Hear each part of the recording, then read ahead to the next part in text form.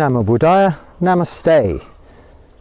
Continuing on this New Year theme of change, I want to explore the aspects of suffering that result from change through uncertainty. We hear these three words, anicca, dukkha, anatta. These three fundamental faculties of existence. Anicca, change or impermanence or uncertainty. Dukkha, suffering or unsatisfactoriness. And anatta, not self, or things all conditioned, including ourselves, our bodies, our thinking minds, not being within the scope of our control, so uncontrollable. Now time relentlessly marches on, the Buddha said. How wisely are we spending this time? And this is something for daily reflection. One can look back at our practice. Have we been practicing sila, moral virtue, good behavior? Have we been practicing samadhi, meditation? Have we been mindful throughout the day, and have we spent some time to just sit and observe our physical feelings and our mental emotions as they arise, as they pass away?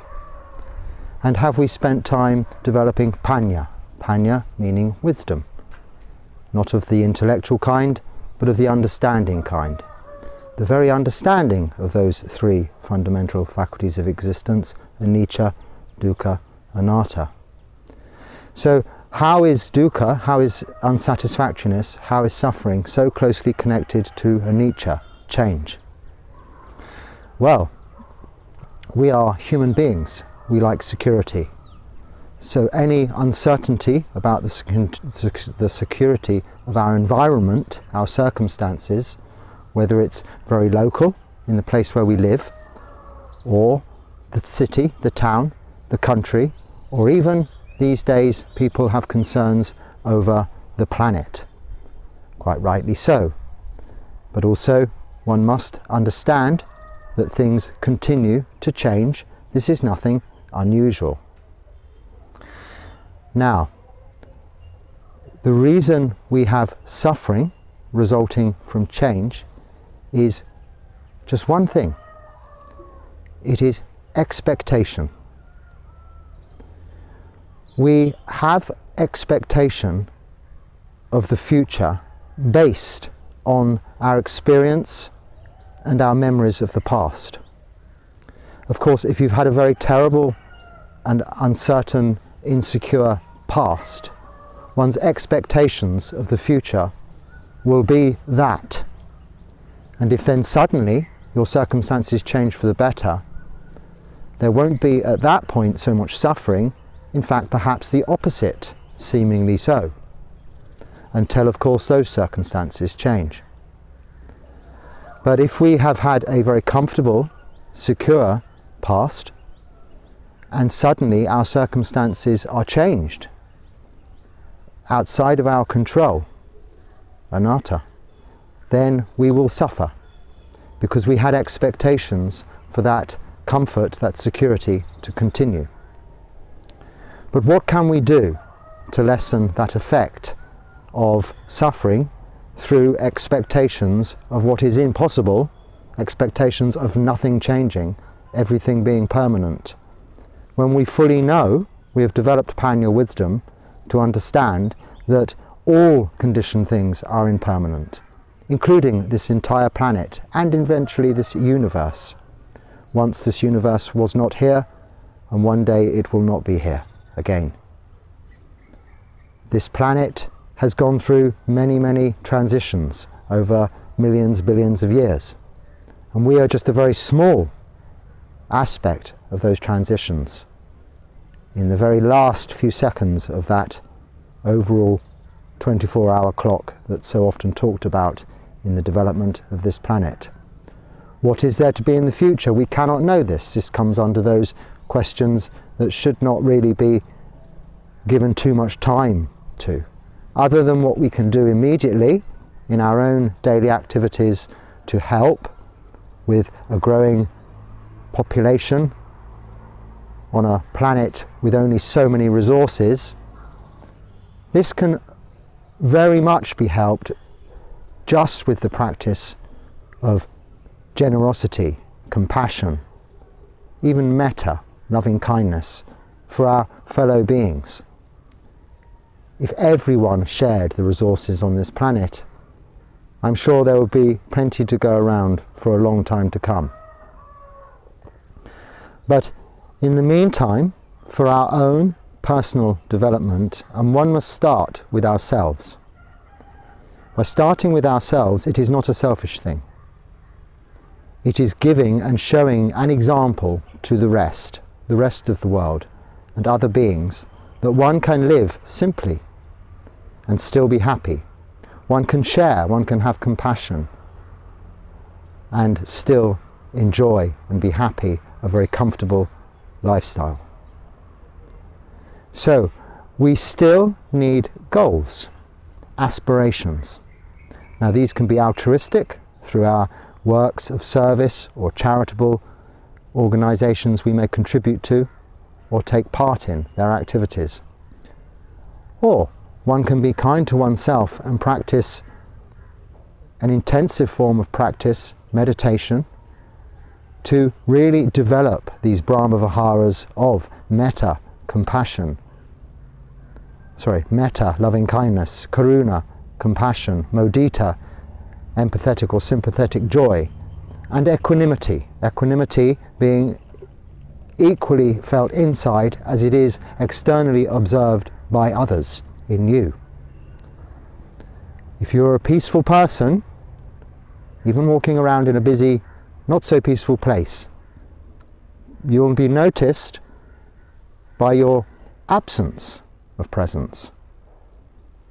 Okay, you can become quite invisible, but some people will notice, and some people will question, this person is not running around in a panic. He's calm. She is calm. They're smiling, they're happy. What are they doing? And then their expectations can be for something similar, and they may inquire as to how to go about this. And you can share with them this practice of sila, moral virtue, samadhi, meditation, and panya, developing your mind, wisdom. And this is really the greatest dana, or gift, or generosity you can give to anybody, sharing your experience of this practice with other people, or sharing YouTube channels you've looked at, or books you have read, or teachers you know locally in your area teaching this practice with other people, not necessarily of a religious nature, but of an inquiring mind, and with a mind that is interested in the development of peace, calm, serenity, rather than the acquisition of things. So, back to change and back to expectations. If the suffering through change comes from our expectations, change your expectations. At this time of year, many people have made resolutions, determinations, promises to either give something up or take something up. They could be giving up smoking and drinking, or they could be taking up going to the gym or practicing yoga or meditation. They could be learning something, whatever. These are wholesome aspirations. But one aspiration, one goal, one determination, or adhitthana is the word we use in Pali for determination, one of these perfections in life, is that we practice this sila, samadhi, panya, we incorporate it within our lives. And the way we can do that is by keeping the precepts of not killing, stealing, avoiding sexual misconduct, lying, and taking intoxicants. Just those 5 things. And the practice of meditation, not just when you're sitting formally, bringing your mind into focus on a single meditation object in order to develop that mental ability to keep one's attention focused, conscious awareness on one thing for a length of time. This, of course, helps the mind develop a peaceful demeanour, attitude, view, and enables us then to also, throughout our day, practice mindfulness or sati. Mindfulness is something that goes a very long way to creating happiness and contentment. There is, yes, in meditation, piti sukha, joy and rapture in the actual process of meditation. This is a very real and enjoyable aspect, like enjoying a good movie, some good music, some nice food. It's as real, if not better than that. It's certainly better than that, because it can be generated free of charge within yourself. It doesn't run out, and it doesn't create a craving, only a wholesome desire to return to this meditative state. Not an unwholesome craving of false need. It stays with you, the benefits stay with you throughout your day, in mindfulness, in sati. So transferring from your meditation posture of sitting into walking, standing, and even lying down mindfully throughout your day, you can be more appreciative of everything around you. And also what happens as you walk, as you do your tasks, whether you're somebody who creates, makes, whether you fix things, or whether you teach, whatever your job is in life, whatever your role is in life, a parent, a grandparent, an auntie and uncle, you can do this with mindfulness, each and every activity. And within that mindfulness comes across the compassion that is necessary and is so easily transferable. And when you are kind, when you are compassionate, when you promote, give loving kindness to others, it comes back to you. And it comes back to you in so many ways, from so many different directions. You feel the benefit almost immediately. And this is a wholesome aspiration and can be an alteration to your future expectations. By aspiring or making the adhitthana, the determination to keep the precepts, to meditate, and therefore develop your mind, panya, wisdom, in the knowledge of these very firmly seated faculties of existence that we cannot dispute, that everything is changing, everything is uncertain, and as a result causes this suffering. With this full understanding of that and the Four Noble Truths, just a simpler explanation of anicca, dukkha, anatta, that there's suffering, a cause of suffering, an end of suffering, and this path leading to the end of suffering, we can progress on that path, that Noble Eightfold Path. The wisdom we have developed in Panya is right view, and the sila we are adhering to, it isn't difficult, it's just a case of not doing some things. It's not having to do extra things. So this goal, this determination, is not adding to your list. It's actually freeing your time, freeing your mental capacity to concentrate on those other goals you may have made. Going to the gym, yoga, learning something. Because you are no longer having to spend time worrying about what you're killing or stealing, the problems you may have in relationships through sexual misconduct, or the lies you may have told that you're now having to cover up, or the effects, negative, eventually, or even the positive effects you see from taking intoxicants that only cost you money and time and cause your mind to be dull and more receptive to unwholesome activities. So this goes about changing your expectations to receive good and give good. And then whatever changes come along, you are better prepared for those changes. So why do monks live like this? Monks and nuns all over the world living simple lives with just 3 simple robes, 4 in the case of ladies, nuns, and our bowl, our needle and cotton, our belt, our water filter, to go traveling, wherever we go, it's the same. Everything is simple. Because we understand anicca. Now, of course, we always have some expectations. We're not enlightened beings yet.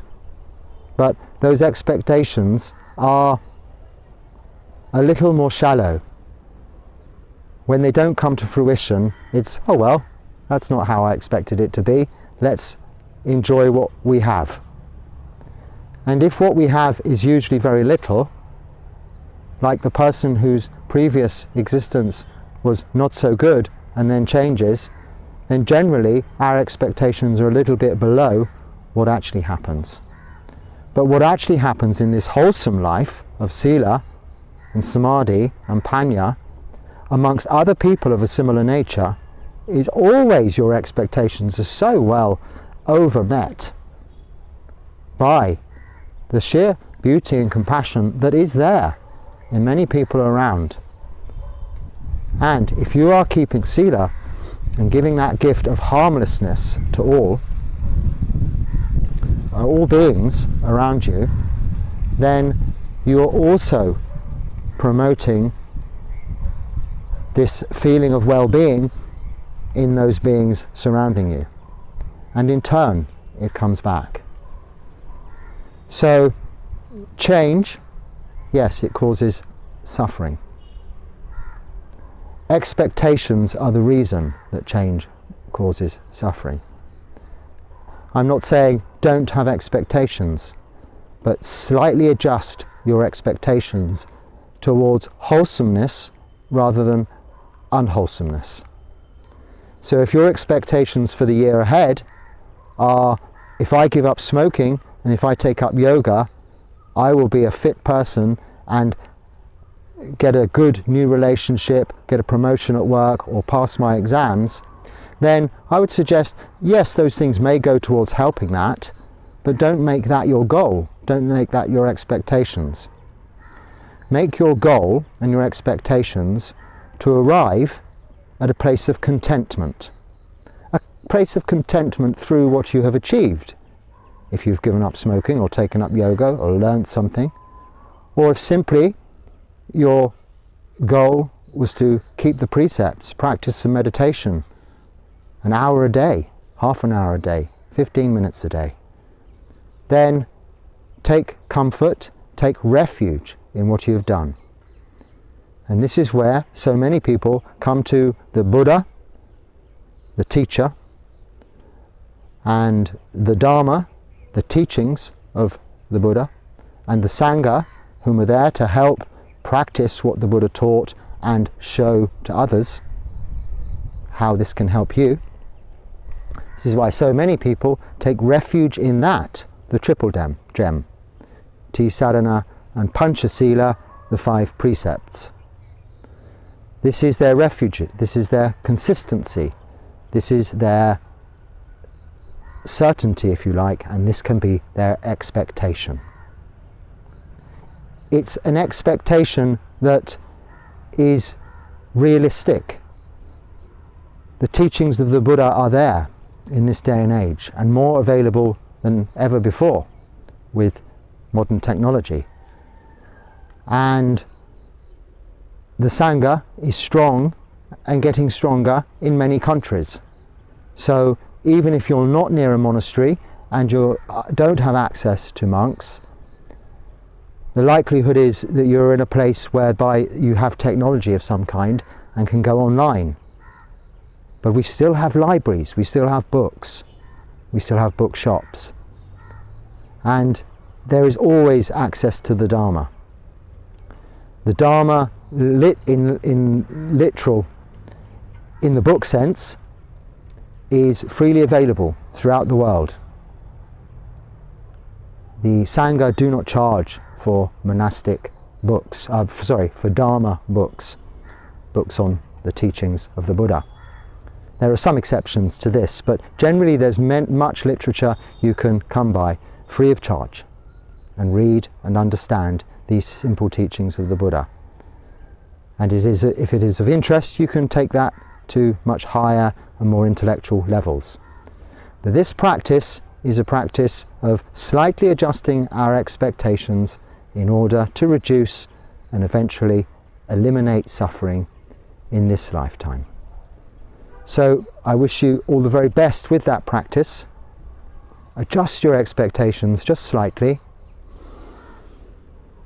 Keep watching the breath, or saying your mantra, whatever that may be, Bhutto, Bhutto, Bhutto. Something that you can take refuge in, all day, every day. Always come back to. However unexpected, whatever happens next, take a step back, a breath in, say Bhutto, Bhutto, Bhutto. Or may I be happy, may I be well. May all beings be happy, may all beings be well. Something like this. Sabbe sata sukhi hotu. It doesn't matter what it is. Something nice that generates peace and calm within you. And then carry on. A few seconds here, a few seconds there. Gives your mind a slight break to adjust its expectations on its own. It just breaks the continuum. And this adjustment of your expectations vastly reduces disappointment, vastly reduces suffering. So, try it for yourself. See for yourself. Understand the truth for yourself. Many blessings to you. With metta, Namo Buddhaya and Sukhi Hotu.